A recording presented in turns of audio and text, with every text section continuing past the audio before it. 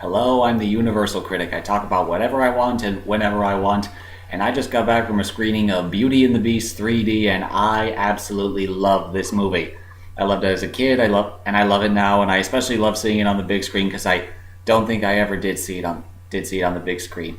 Anyway, let me talk about the movie. What left is there? What's left there say that hasn't already been said? Well, I'll just sort of say what I think of it. Let's talk about the characters. Belle, I have to say, is my favorite one of my favorite Disney characters. She's easily their best leading lady ever. She's smart. She's beautiful. She's also a very complex character. Like she doesn't. It's not like the old princesses like Snow White or Cinderella, where they pretty much just wanted a man, or characters like Ariel who just wanted to be human or just don't really know what they want. She wants something better. She wants something more, something great, something spectacular, something bigger than herself, and she doesn't know exactly what it is, but she finds it exactly in the last place she would ever think to look, and that's a pretty interesting concept. Let's talk about the thing most people remember other than Belle, the Beast. I have a few issues with his character though, but I still love his character. He's easily the best Disney prince. He's the most well thought out. He's the most interesting. He's the best. He has the most interesting backstory and everything. But there's one fatal. The only thing that could make it better is if we knew his name. What is his name? He's the most interesting, complex Disney prince character out there, and he doesn't even have a name. At least characters like in Snow White or Cinderella, the princes were barely in, so they didn't really need to have names, and you didn't really care. But this, you want to know what. You know all about him, but except his name. I mean, it just drives me crazy, and I'm sure it drives a lot of you crazy too. But what can you do? He's still a great character, and he always will be. Let's talk about the villain, Gaston. He is a great Disney villain. He's a great villain in general.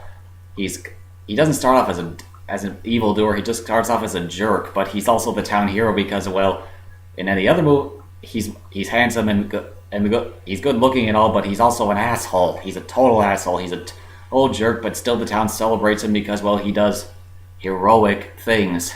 And all of you have seen this movie, you know what I'm talking about, and well, he develops over the course of the movie. He starts off as, well, just a jerk, but as time goes on, he keeps not being able to get his way throughout the entire movie until he eventually becomes the villain. That's very interesting. It's a nice contrast to the Beast. Over time, the Beast starts off as a nasty animal, and he's all mean and scary. But over time, as he interacts with Belle, he becomes kinder and gentler and more patient and starts to love. While Gaston, who goes through similar things with Belle, like he doesn't get his way because, well, he continues to act like a total jerk. He becomes, well, an animal. Oh, the irony. The good-looking man becomes a monster, and the monster becomes a handsome prince. What a great conflict. And the side characters, you all know the side characters. Lumiere, the Candlestick, Clockwork the Clock, Mrs. Potts. They're all lots of fun. You all love them. You've all seen them. There's really no point in talking about them. Now let's get to the story. Well, it's a timeless fairy tale, and that's what Disney does best for the most part. For the most part, at least. And it's a good romance. It's probably their most complex and probably their best romance out they ever made. They don't just meet and fall in love, or they meet and then they spend 3 days together and they fall in love. They spend time.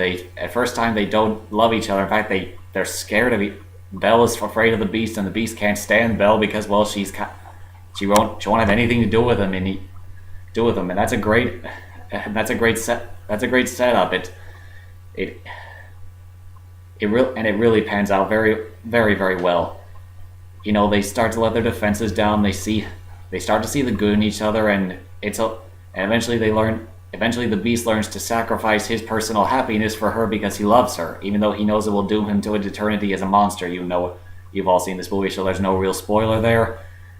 Yeah, and it's a great romance, and what else can you say? It's fantastic.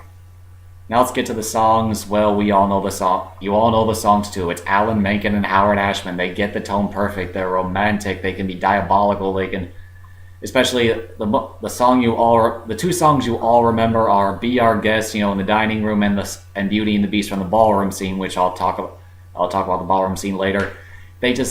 We all love these songs. They're catchy. They get the tone just perfect. They're lively and colorful. They're dark. They make a perfect song about just Gaston glorifying himself, and that's still a pretty catchy song. But like I said, Be Our Guest and Beauty and the Beast are probably the catchiest. So in the end, great songs for a great movie. What more could you want?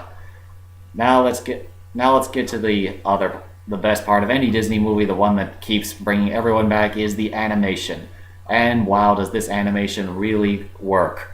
Especially in the opening scenes where with the stained glass, that really is really good. It tells the entire story with just the narration and the images. You don't need any movement or dialogue. A lack of animated movement is probably some of the best animation in the movie or in any Disney movie for that matter. How ironic is that?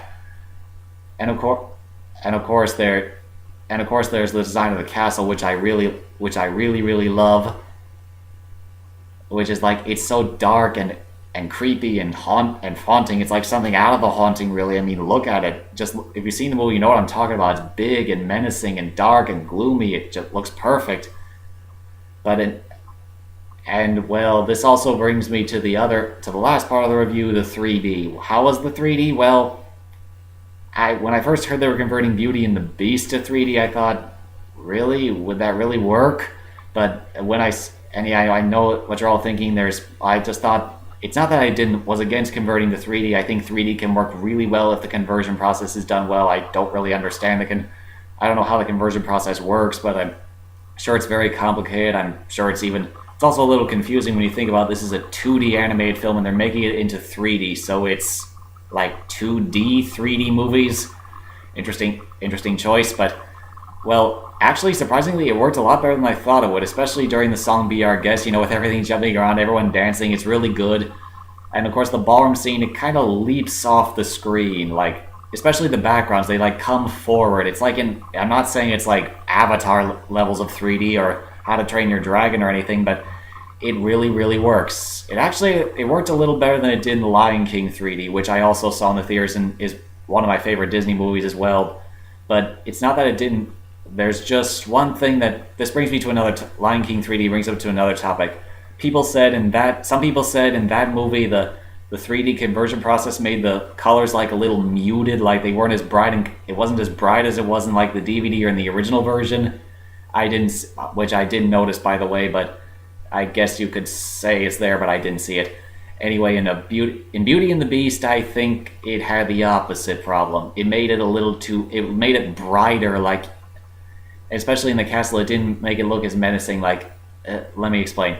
When we first see the Beast for the first time it's like if you look at the DVD or something, the Beast is all covered in shadow and we can't see him. Even when he interacts with other characters, you can't see him. He's always covered in shadows. All we can see is like his teeth and like a vague shape. And then you get to the scene in the tower where Belle asks him to come into the light, and we see him in full view for the first time, and it's also the first time she sees him, at least clearly, and then it leaves an impact on you, like, wow, this thing is frightening. Here, it's too bright. You can see him in almost any detail in every scene, so yeah, it kind of ruins it, but that's kind of a nitpick. But still, other than that, it didn't really raise any. The 3D was actually good, and it didn't really ruin anything else.